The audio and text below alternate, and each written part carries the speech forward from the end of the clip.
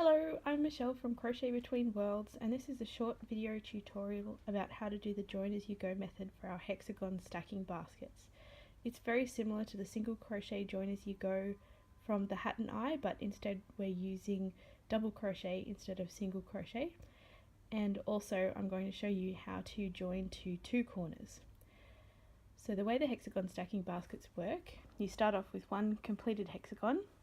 The next one we're going to join on two sides, so we're going to start here and we're going to join these 2 points together, and then we're going to continue on and join these 2 points together.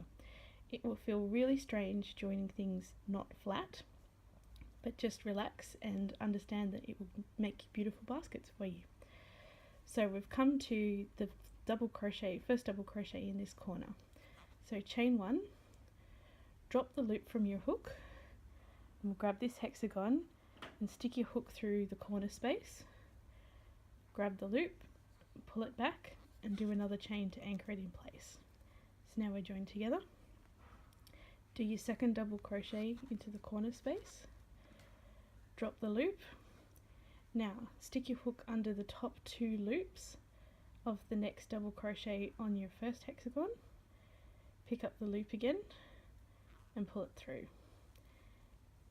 Now double crochet into the next stitch, drop the loop, put your hook through from front to back under the top two loops of the next double crochet of your first hexagon and pull that loop through. So you'll see as you go along you'll end up with this pretty cool braided effect, especially in places where you're joining two different colours together. So in the hexagon stacking baskets, usually for this join you'll be using two hexagons the same colour, so it won't look quite as cool, but for the purposes of this tutorial I wanted you to be able to see really clearly how it goes together.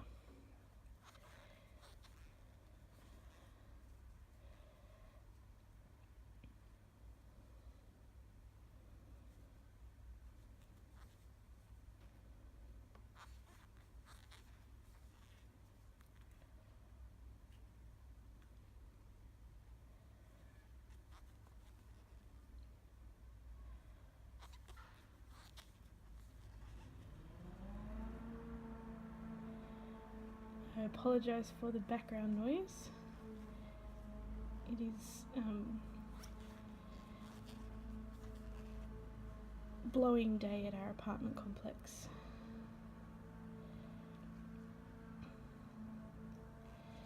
So there we go, now we've come to the end of that seam. Look how pretty that twisted braid is. So now we have to join into the corner. So we do one chain, put your hook through the corner space and grab the loop and do another chain. And now we're just going to continue on the next side the same way as we did the first side. So do the other double crochet into the corner space,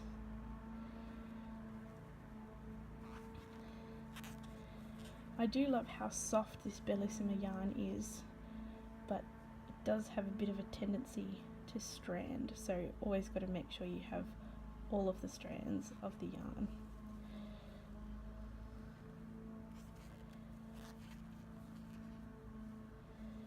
So there we go, that's how we do the first join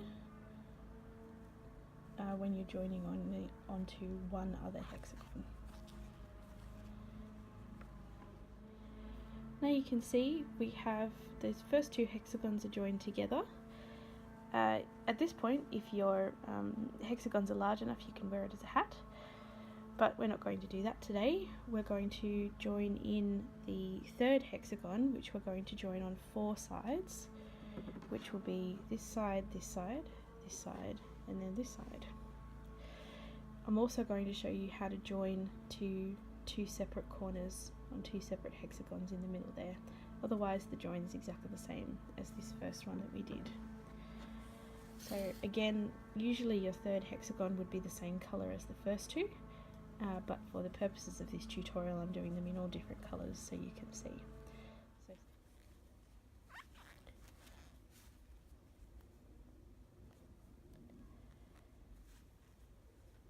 now we're up to joining into 2 corners. So because we've been doing 2 chains in each corner, you'd think this one would do the same. Unfortunately, to make the braid effect continue, we need to put in an additional chain. So you chain, take your loop off the hook, put your hook in front to back through the first hexagon that you've been joining to, grab the loop and pull it back, make a chain, drop the loop again, and now we're going to put our hook through the chain space on the next hexagon, pull it through and do a chain.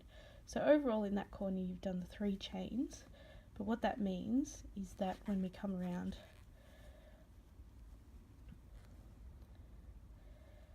onto the next hexagon,